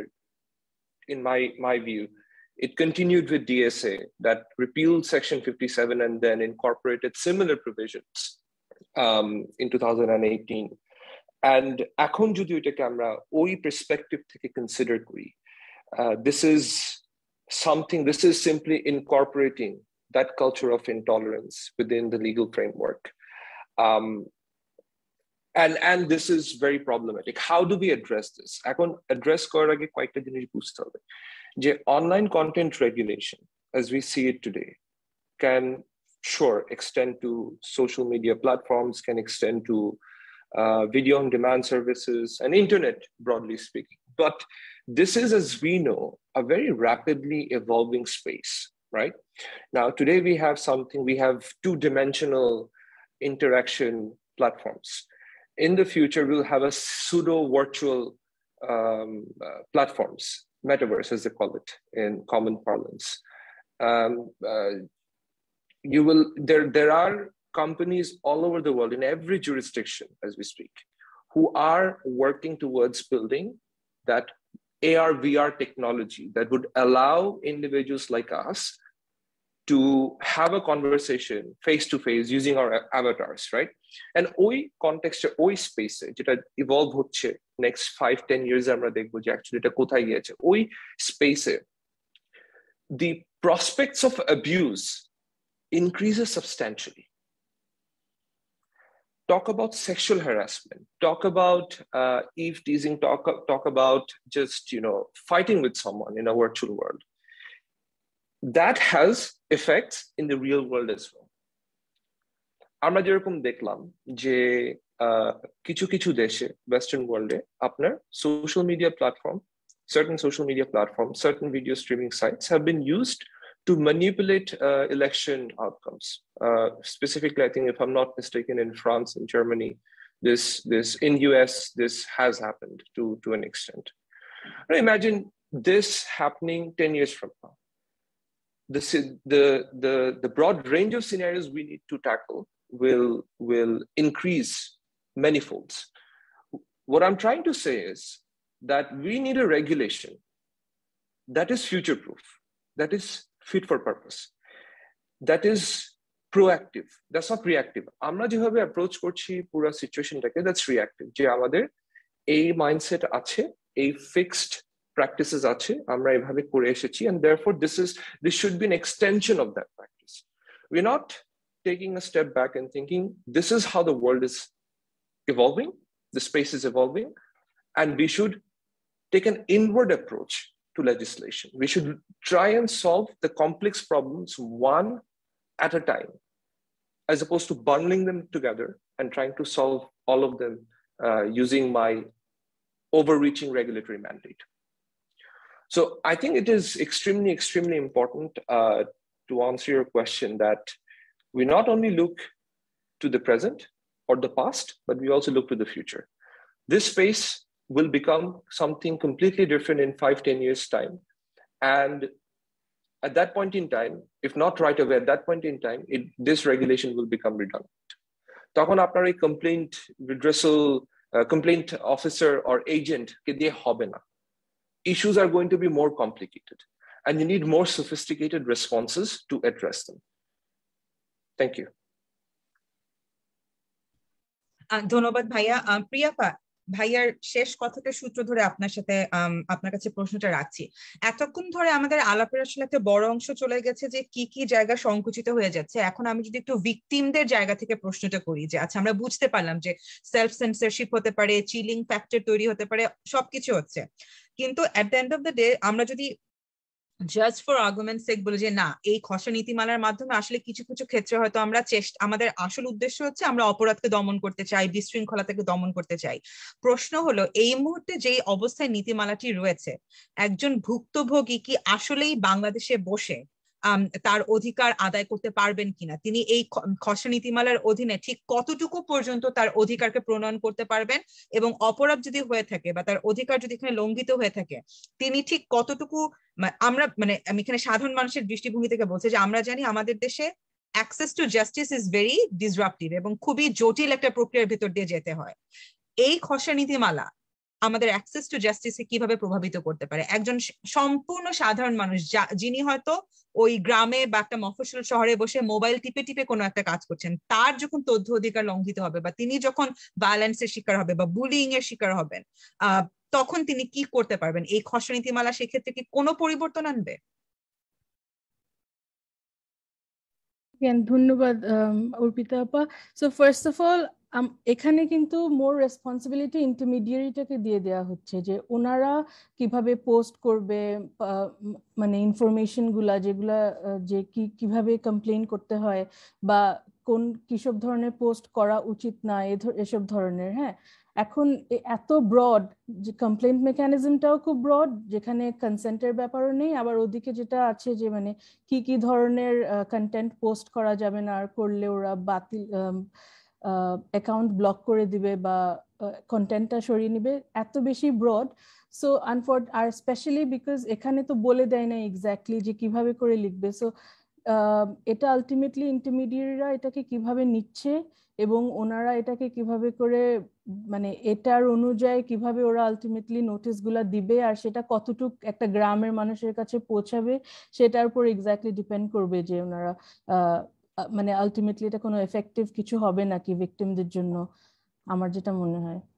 Because first of all রেগুলেশনটাই তো ইংলিশে, আর তার মধ্যে এমনিতে এই রেগুলেশন না আসলেও ফেসবুক বা কোথাও কিন্তু মানে কমপ্লেন কিভাবে করতে হয়, even I don't know, I don't really know. তো নর্মাল মানুষরা কিভাবে এটা খুঁজে পায় সেটা আমি জানি না।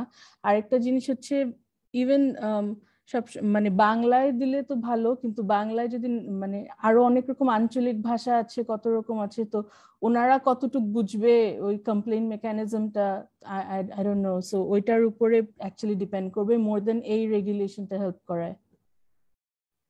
Thank you. ধন্যবাদ প্রিয়াপা। সারাপা, আপনার কাছে জানতে চাচ্ছি, এই যে কমপ্লেইন্ট মেকানিজম নিয়ে একটা অস্পষ্টতা তৈরি হয়েছে, আমরা কিন্তু দেখেছি যে বাংলাদেশে যখন কোনো একটা সমস্যাযুক্ত আইন বলুন বা নীতিমালা বলুন পাশ হয়ে যায়, এর পরবর্তীতে সাধারণত ধাপটা হয় যে জুডিশিয়াল রিভিউর ক্ষেত্রে, যে আমরা কোনো একটা মামলা করি রিট পিটিশনের মাধ্যমে, যেটা আপনি বললেন যে আমাদের ডিজিটাল সিকিউরিটি অ্যাক্টের ক্ষেত্রে এই মুহূর্তে একটি মামলা বিদ্যমান অবস্থায় রয়েছে। যেই ভেগ শব্দগুলোর কারণে আমরা আজকে এখানে হতাশা এবং অসন্তুষ্টি প্রকাশ করছি, যে ধর্মীয় অনুভূতি বলতে আমরা কি বুঝি, শান্তি সম্প্রীতি বলতে আমরা কি বুঝি, যখন কমপ্লায়েন্স অফিসার বলুন বা কমপ্লেইন্ট অফিসার বলুন, মানে the people who will be the first source of response, তাদের সাবজেক্টিভিটি এখানে কতটুকু সমস্যাজনক হবে বলে আপনার মনে হয়? অর্থাৎ একজন নারী যদি ভুক্তভোগী হয়ে কোনো একটা পোস্টের বিরুদ্ধে কথা বলেন, কন্টেন্ট রিমুভ হোক বা না হোক, তিনি যদি ওই পোস্টের কারণে পরবর্তীতে হয়রানির শিকার হন, বা আমরা দেখছি যে কোন একটা ফেসবুক পোস্ট ধরে পুরো একটা গ্রাম জ্বালিয়ে দেওয়া হচ্ছে, এরকম ক্ষেত্রে যারা ফার্স্ট পয়েন্ট অফ কন্ট্যাক্ট হচ্ছেন তাদের ব্যক্তিগত চিন্তা ভাবনা, দৃষ্টিভঙ্গি এখানে অনেক বড় একটা ভূমিকা রাখবে। তো এইরকম একটা নীতিমালা এবং আমাদের বাংলাদেশে বিদ্যমান যে সামাজিক এবং সাংস্কৃতিক বাস্তবতা, এই দুটোর মধ্যে মেলবন্ধন আছে বলে মনে হচ্ছে না। এই জিনিসটাকে আপনি কিভাবে ব্যাখ্যা করবেন? এবং এই ক্ষেত্রে যদি আমাদের কোনো এক্সপার্ট অ্যাডভাইস দিতে হয়, আপনি ওই এক্সপার্ট অ্যাডভাইস হিসেবে কি পরামর্শ দিতে চাইবেন? I think আমি কি হতে পারে সেটার উপর স্পেকুলেট না করে একটু জাস্ট আপনি একটু আগে যে কথাগুলো বলছিলেন যে এই ধর্মীয় অনুভূতিতে আঘাত হানা, এই ধরনের অপরাধের ক্ষেত্রে আমাদের অভিজ্ঞতা কি হয়েছে বাংলাদেশে। সো এই টার্মটা বা এই ধরনের আইন, এই ধরনের অপরাধগুলো আমাদের আইনে আসে ঔপনিবেশিক আমলে, এবং আসে একটা বিশেষ প্রেক্ষাপটে যেটা আমাদের জন্য এখনো প্রযোজ্য, যে মাইনরিটি তখন ছিল যে মুসলিমদের উপর আক্রমণ হচ্ছে for some kind of speech এটা আসছে, এবং আসলে মাইনরিটি প্রোটেকশন ডিভাইস হিসেবেই তো এসেছিল। কিন্তু যেটা আমরা পরবর্তীতে দেখেছি, শুধু বাংলাদেশে না, ভারতে, পাকিস্তানে অনেকটা, যে আপনি ঠিক যে কথাটা বললেন, যেটা মাইনরিটি প্রোটেকশন হিসেবে ব্যবহার না হয়ে ঠিক উল্টোটা হচ্ছে, মানে মাইনরিটি হয়রানি ডিভাইস হিসেবেই ব্যবহার হয়েছে। এবং minority is not just religious minority as opposed to religious majority. It's also people within a religious majority who have different views. Maybe some have more secular views, some have critical views about orthodoxy. এবং তাদেরকে target করে attack করা হয়। So এই যে এতগুলো মামলা যে ইতিমধ্যে হলো আন্ডার ডিজিটাল নিরাপত্তা আইন, তার আগে তথ্য প্রযুক্তি আইন, তার আগে দণ্ডবিধিতে অন দিস পার্টিকুলার প্রভিশনস, এগুলো যদি অ্যানালাইজ করে দেখেন, অ্যাজ ইউ সে, আপনি দেখবেন যে অনেকগুলো হয়েছে against, as I said, these dissenting voices and or against religious minorities, আর কোনোটাই হয়নি সেই ধরনের ব্যক্তিদের বিরুদ্ধে যারা ওয়াজ মাহফিলের মানে জঘন্য অনেক ধরনের বক্তব্য দিচ্ছে, নারী বিদ্বেষী। Thank you so much for saying that, Appa. I'm actually quoting our dear friend and colleague, Advocate Zeday Khan Panna, who every time we talk about this issue says, "Edarke kana dhara hai na," in tones of extreme frustration. So I'm just reflecting him actually on that. But I think that's important to see, and looking at that analysis, it's who gets to apply, who's going to apply these provisions.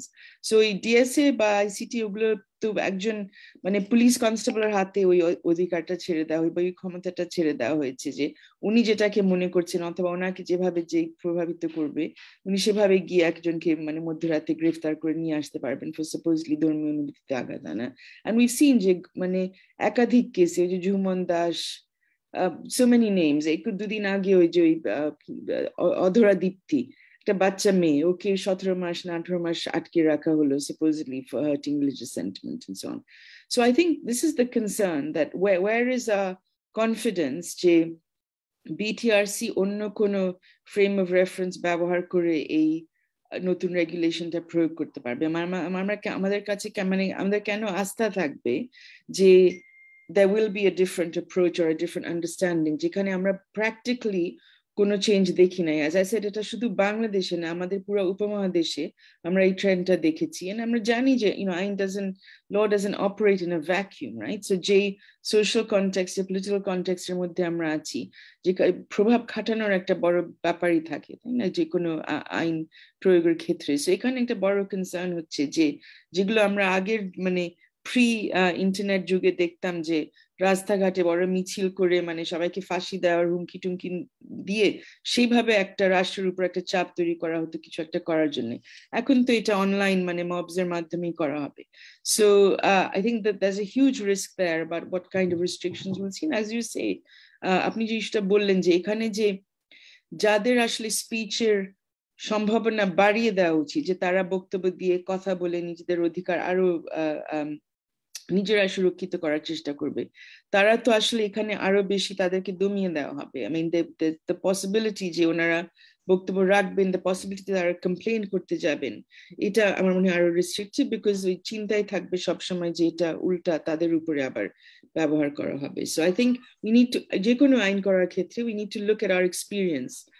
আর এখানে it all sounds brand new and shiny, just sab about internet and sab about online speech, but many of the conceptual issues, those are not shiny and new. They're very old, and they're very problematic in terms of how old they are and why we haven't interrogated these things. And another sort of basic point ekটু করতে চাচ্ছিলাম যে maybe it's boring to say this, but আমরা এই যে সংবিধানের 50 বছর পূর্তি যেই বছরে উদযাপন করব, it is kind of disturbing যে আমরা সংবিধানের মানে এটা উদযাপন করতে যাচ্ছি, বাট সংবিধানে যে মানে কনসেপচুয়াল যে ইনোভেশনস গুলো আনা হয়েছিল in terms of fundamental rights to personal liberty, fundamental rights to freedom, যতই সীমাবদ্ধ হোক না সেই অধিকার, তারপরে তো আছে where is our understanding যে ওগুলোকে আমাদের আসলে এখন enforce করার জন্য ব্যবস্থা নেওয়া উচিত. Why would we in this 50th year be making this extraordinary retrogressive move and bringing in concepts which actually even the colonial rulers hadn't thought of, some of the things that are in here in terms of the levels of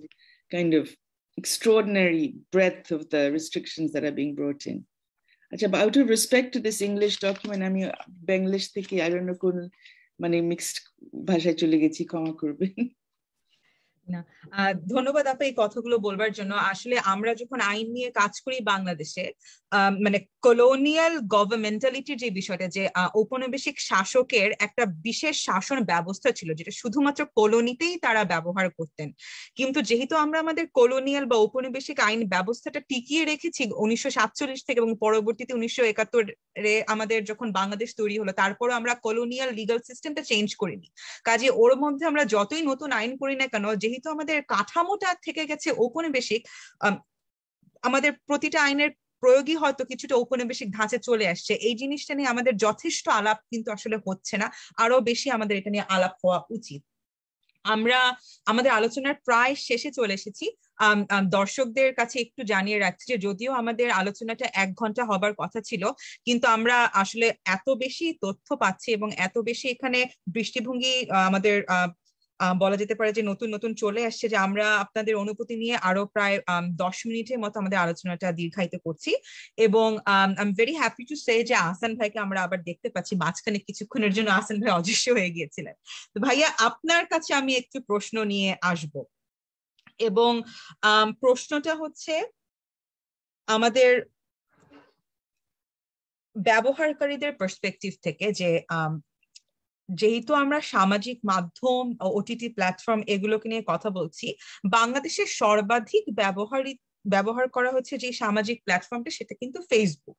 এবং আমরা জানি যে এটা একটি আন্তর্জাতিকভাবে পৃথিবীর বিভিন্ন রাষ্ট্রে এর ব্যবহার রয়েছে, যদিও এটি শুরু হয়েছে যুক্তরাষ্ট্র থেকে।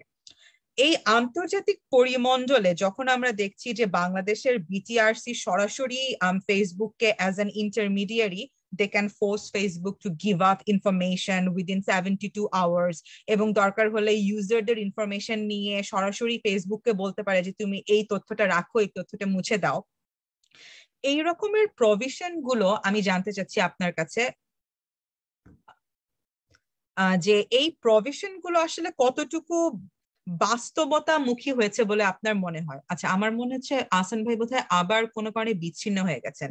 সেক্ষেত্রে শাহজেব ভাই এবং প্রিয়া আপা, যদি আহসান ভাই না চলে এসে থাকেন, আপনাদের কাছে জানতে চাচ্ছি যে ফেসবুক বা অন্যান্য সোশ্যাল মিডিয়া প্ল্যাটফর্ম যাদেরকে আমাদের খসড়া নীতিমালাতে ইন্টারমিডিয়ারি বলা হচ্ছে, তাদের কাছে আপনাদের কি মনে হয় বাংলাদেশের গুরুত্ব কিরকম? বাংলাদেশের সরকার বা বিটিআরসি যখন তাদের কাছে কোনো একটা অনুরোধ রাখবেন বা কোনো একটা নির্দেশনা পৌঁছাবেন যে এটা বন্ধ করে দিন বা এই তথ্য সরিয়ে ফেলুন বা এই সম্পর্কে আমাদেরকে জানান, এই বাংলাদেশের এই পজিশনটাকে আমরা কিভাবে দেখতে পারি?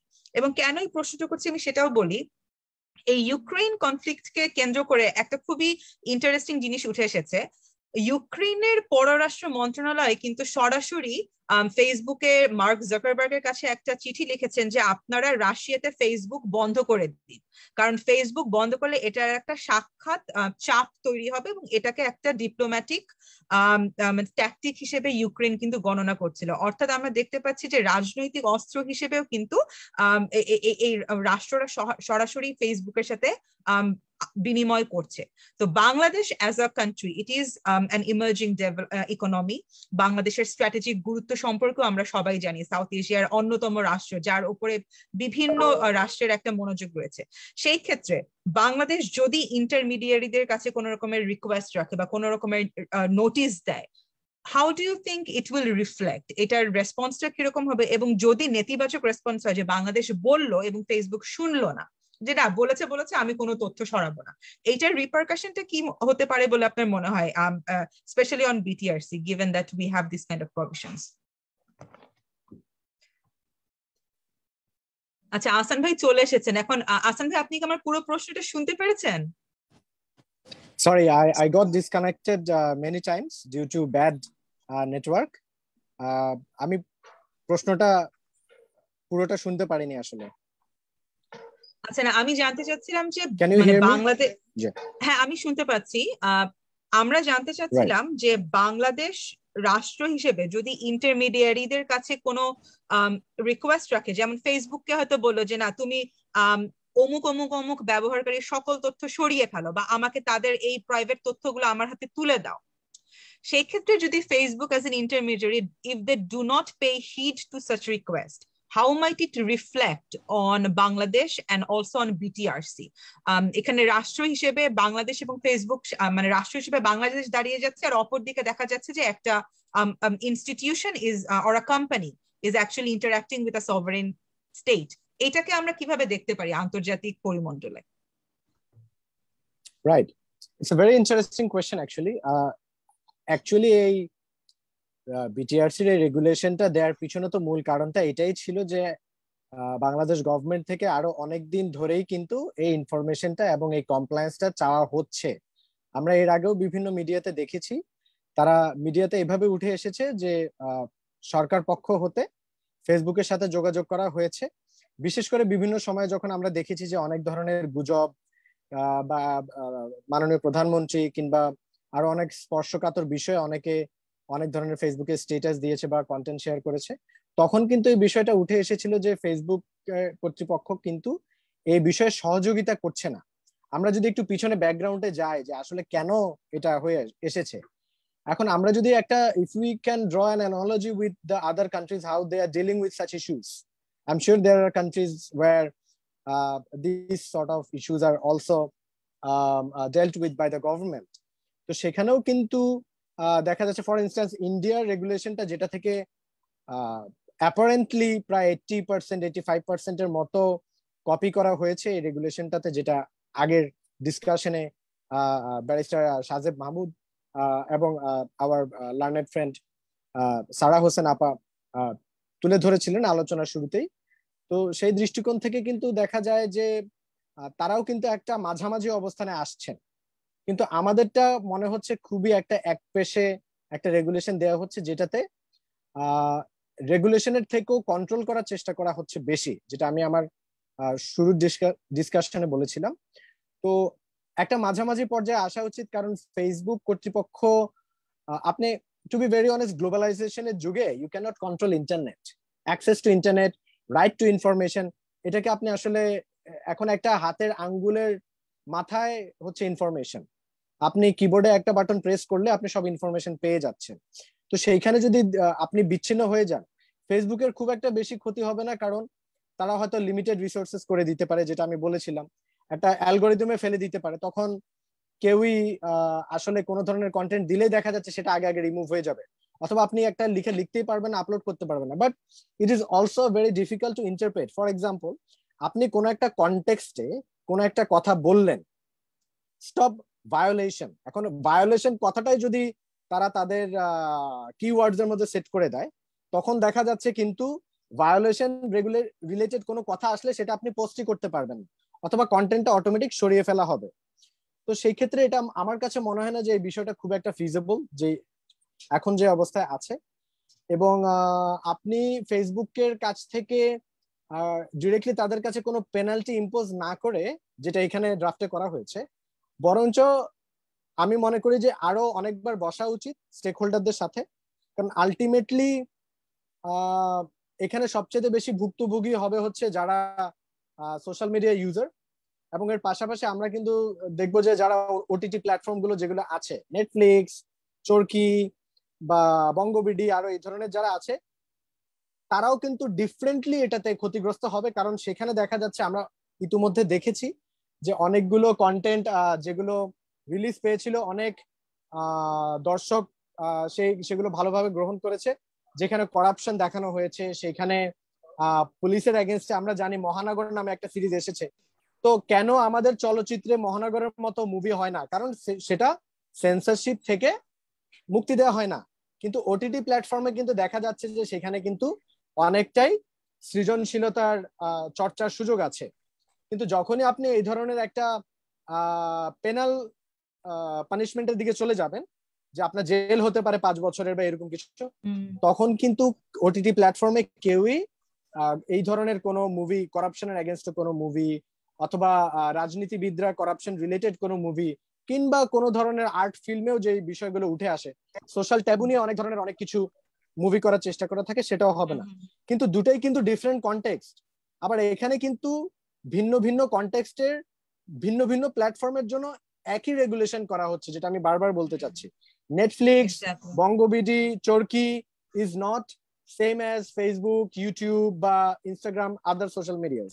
তো আমার কাছে মনে হয় এখানে সবচেয়ে বেশি ইম্পর্টেন্স যেখানে দেওয়া উচিত, সেটা হচ্ছে অনেক বেশি ডিসকাশন করা উচিত, এবং যারা এখানে স্টেক হোল্ডাররা আছে তাদেরকে সহ পাশাপাশি যারা এই বিষয়গুলোতে, লিগ্যাল ম্যাটারগুলোতে ড্রাফট করেছে, সিভিল সোসাইটি থেকে যারা আছে, এমনকি ফেসবুক ইউজারদের থেকেও যারা আছে, এই ধরনের প্রমিনেন্ট অনেক ফেসবুক ইউজার, ইনফ্লুয়েন্সার, তাদেরকে নিয়েও যদি বসা যায়, ইউথ পলিসি ফোরামের মতো আরো ইউথ অর্গানাইজেশন যারা আছে, সবাইকে নিয়ে বসলে সেই ক্ষেত্রে হয়তো, এবং এটা কিন্তু হাইকোর্টের গাইডলাইনেও কিন্তু বলা আছে যে এই ধরনের সেভারাল মিটিংস করে তারপর রেগুলেশন জমা দেয়া। কিন্তু সেটা না করে কিন্তু তারা তাদের ওয়েবসাইটে একটা আপলোড করে দিয়েছে regulation draft.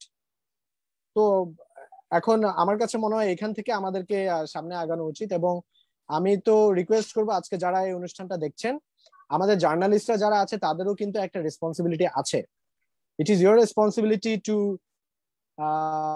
Discuss this issues. আজকে আমরা এখানে যে যে বিষয়গুলো আলোচনা করলাম, এখান থেকে অত্যন্ত গুরুত্বপূর্ণ বিষয়গুলো উঠে এসেছে। সারা আপা বলেছেন, প্রিয়া আহসান, সাজেব মাহবুব যে বিষয়গুলো নিয়ে আলোচনা করলেন, এগুলো নিয়ে যখন পত্রপত্রিকায় লেখালেখি হবে, বিভিন্ন টক শোতে এটা নিয়ে আলোচনা হবে, এটা নিয়ে অনেক অপেজ যখন লেখা হবে, তখন কিন্তু সরকার বাধ্য হবে এই বিষয়টাকে কনসিডারেশনে আনতে। কিন্তু আনফরচুনেটলি আমরা দেখতে পাচ্ছি যে এখনো পর্যন্ত প্রিন্ট এবং ইলেকট্রনিক মিডিয়াতে কিন্তু এই বিষয়গুলো নিয়ে খুব একটা বেশি আলোচনা হচ্ছে না। তো আমরা মনে করি যে এটা নিয়ে। Thank you. ধন্যবাদ ভাইয়া। আমি আপনার সাথে জাস্ট একটু যুক্ত করতে চাই যে স্টেক হোল্ডারদের মধ্যে হয়তো আমাদের ওই রিসার্চারদেরকেও আনা উচিত যারা হিউম্যান কম্পিউটার ইন্টারাকশন নিয়ে কাজ করেন। অর্থাৎ আপনি অ্যালগোরিদমের কথাটা বলছেন, অ্যালগোরিদম কিভাবে কাজ করে এগুলো যারা বোঝেন, এবং এই ডিজিটাল টেকনোলজি গুলো কিভাবে বিভিন্ন সামাজিক কনটেক্সটে কাজ করছে। কারণ এখন আমি, if I am not wrong, বুয়েটে হিউম্যান কম্পিউটার ইন্টারাকশন নিয়ে কিন্তু আলাদা একটা মানে স্ট্রিম অফ রিসার্চ তৈরি হয়েছে যারা শুধুমাত্র এই বিষয়গুলো নিয়ে কাজ করছেন। এবং this is high time in Bangladesh যে আমরা আমাদের এই গবেষকরা যারা এই সামাজিক বিষয়গুলোতে কাজ করছেন নিবিড়ভাবে, তাদেরকে আমরা গুরুত্ব দিই এবং তাদেরকে আমরা কাজে লাগাই। আমরা আসলে আমাদের নির্ধারিত সময়ের শেষে চলে এসেছি। আমি একটা কথা এখানে মানে বলতে বাধ্য, সেটা হচ্ছে যে আজকের এই অনুষ্ঠানটির মডারেশনের দায়িত্ব পেয়ে আমি নিজেকে ভাগ্যবান মনে করছি। কারণ আমি যদিও ডিজিটাল টেকনোলজি, ল এগুলো নিয়ে অত বেশি কাজ করি না, কেবলমাত্র ব্যবহারের স্বার্থে নিজেকে আপ টু ডেট রাখি, আমি এমন অনেক কিছু জানতে পারলাম যেগুলো হয়তো এই আলোচনায় অংশ না নিলে আমি অতটা পরিষ্কারভাবে জানতে পারতাম না। এবং এই জন্য অবশ্যই আয়োজক হিসেবে ইউথ পলিসি ফোরামকে আমরা ধন্যবাদ দিব। কিন্তু তারপরও আমি ধন্যবাদ দিতে চাই আমাদের আজকে এখানে উপস্থিত প্রতি আলোচককে। কারণ আপনারা যতটা সাবলীল ভাবে এবং যেটাকে বাংলায় বলা যায় যে শ্রোতা বান্ধব উপায়ে প্রতি এই কঠিন বিষয়গুলোকে ব্যাখ্যা করেছেন, আমি মনে করি এটি আমাদের এই স্টেক হোল্ডার ডিসকাশনের একটা খুবই গুরুত্বপূর্ণ এবং মূল্যবান রিসোর্স হিসেবে আসলে থেকে যাবে, গিভেন দ্যাট বিটিআরসি খসড়া নীতিমালার আন্ডারে এটাকে রিমুভ যোগ্য কন্টেন্ট হিসেবে ধরা হবে না। কারণ হতেই পারে আমরা এখানে যা যা আলাপ করেছি, স্পেসিফিক্যালি আমি একটা মন্তব্য করেছি যেটা এই খসড়া নীতিমালার আন্ডারে it should be removed actually. So I think that shows why we need further discussion, এবং বাংলাদেশ এগিয়ে যাচ্ছে, এই ধরনের নীতিমালার প্রয়োজন আছে, কিন্তু নীতিমালাগুলো যদি ব্যাকফায়ার করে তাহলে আসলে কোনো লাভ হয় না। আমি এখানেই আসলে বিদায় নিব। আমি সবাইকে আরেকবার ধন্যবাদ জানাতে চাচ্ছি, এবং আই থিঙ্ক আমি এখন ইউথ পলিসি ফোরামের যারা আমাদের সাথে আছেন, শুভ, আমি তোমার কাছে হ্যান্ড ওভার করে দিতে চাই। যদি আর কোনো বক্তব্য থাকে বা কোনো কাজ থাকে তুমি সেটা বলে আমাদের এই সেশনটাকে হয়তো আজকের মতো সমাপ্তি ঘোষণা করতে পারো। থ্যাংক ইউ সো মাচ আপু। এটা খুবই লাইভলি অ্যান্ড ভাইব্রেন্ট একটা ডিসকাশন ছিল। আমার মতো যারা স্টুডেন্ট অ্যান্ড হচ্ছে এইসব ব্যাপারে একটু কম বুঝে তাদের জন্য খুবই হেল্পফুল একটা সেশন ছিল।